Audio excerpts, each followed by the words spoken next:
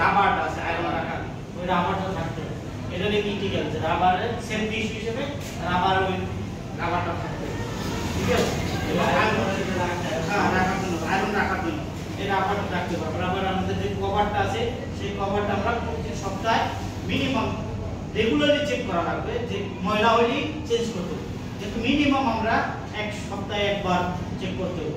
যে iron machine যেগুলো আছে আয়রন টেবিলগুলো আছে ওইগুলো আবার মেইনটেনেন্স করবে যে ওগুলো ডেইলি সার্ভিসিং করতে হবে ডেইলি বেসিস বা মান্থলি মিনিমাম সপ্তাহে একবার হলেও ওই যে আয়রনগুলো এগুলো চেক করতে হবে। আয়রনের যে তোমার এইটা আছে কভারটা আছে সেই আয়রন কভারটা সেফটি প্লাস্টিক দেওয়া এই আয়রন কভারটা ভাঙা কেটে এগুলো ধরেছে আয়রন আছে আয়রনের হ্যান্ডেলিংটা ভাঙা আয়রনের হ্যান্ডেলিংটা যদি ভাঙা থাকে তাহলে কি আমাদের আয়রনকে কারেন্ট আমাদের শর্ট করতে পারে না কি করে না এটা একটা সেফটি ইস্যু এগুলো থাকতে পারবে না। এবং গার্মেন্টসে 100% পাবে প্রত্যেকটা গার্মেন্টসে আমাদের কোয়ালিটি ইনফোসিস একদম ইনসাইড টপ সাইড যেটা এগুলো চেক করতে হবে। ফুল টেস্ট করতে হবে ফুল টেস্ট মেশিন অ্যাটাচ করা সেই ফুল টেস্ট মেশিন অ্যাটাচমেন্ট যে এসওপিটা পেন সেটিং করা পেন সেটিং করতে হবে ডাটা সিস্টেমে পেন সেটিং করবে আবার সেই ডাটাটি মেশিনের সাথে হ্যাঙ্গিং থাকতে হবে। প্রত্যেকটা ডাটা শিট দিতে হবে মেশিনের সাথে হ্যাঙ্গিং থাকতে হবে এবং ওটার সাথে মুখ আপ থাকতে হবে বাটনের সাথে কি থাকবে মুখ আপ থাকতে হবে। এবং আমরা 2 ঘন্টা পর পর যে বাটন চেক করি সেটা থাকতে হবে। হিটসিল আমাদের যেটা চেক করা হিটসিলে থাকতে হবে।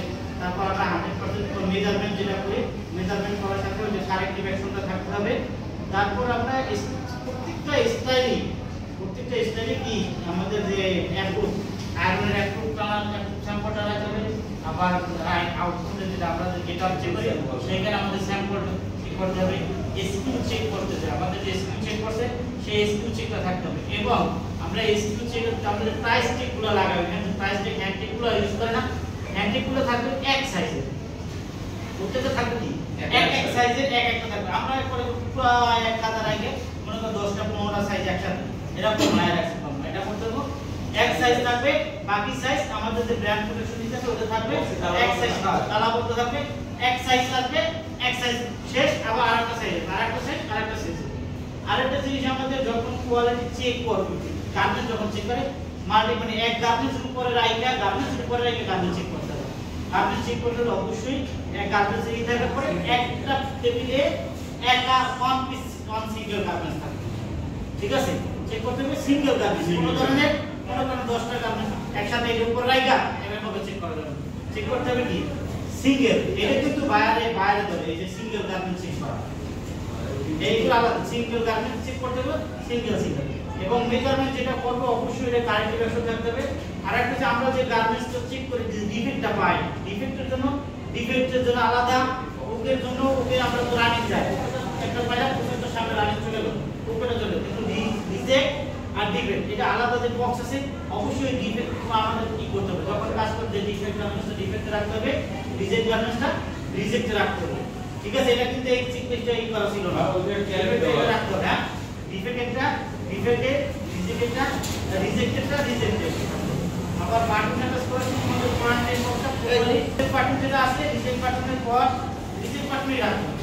বারবার জানি আমরা সব আবার আরেকটা জিনিস খেয়াল রাখতে হবে কি আমরা যখন বাটন লাগাই অ্যাটাচমেন্ট করে তোমার মনে করো রানিং স্টাইলের মধ্যে আরেকটা বাটন রাখা দিছো তাহলে চলবে নিয়ম আছে একটা স্টাইল শেষ ওইটা সব বাদ মনে করো আগের স্টাইলের প্লাস্টিকের মধ্যে আগের স্টাইলের প্লাস্টিকে চলবে আমরা বাটন লাগানোর সময় অবশ্যই যে বাটনটা আছে রানিং ওই বাটনটা থাকবে ওইটার সাথে যেন অন্য কোনো বাটন না থাকে অনেকে পারে এক বাটন আছে মনে করে এর মধ্যে 5টা 10টা বাটন আলাদা রাখে এটা কিন্তু ম্যাক্সিমাম টাইম হয় যে বাটন লাগাইতেছে ওই এটা আছে এটার সাথে আরো অন্য আগের স্টাইলে চলে গেছে অন্য 10টা বাটন হয়ে গেছে তাহলে এটা বাইরে অ্যাকসেপ্ট করবে এটা অ্যাকসেপ্ট করবে আবার ওইটা কি করতে হবে আমরা গার্মেন্টসের সাথে ও সালাবেন ভুলে গার্মেন্টসের সাথে আর কালার বাটন এই ঠিক না লাগাই দেবে এইজন্য আমাদের কি করতে হবে জানি ওই কালার বাটনের সাথে অন্য কোনো বাটন থাকতে পারবে না যেটা রানিং আছে ওইটাই থাকবে এবং যে কাটাটা ইউজ করা হয় যে পটা ওইটার উপরে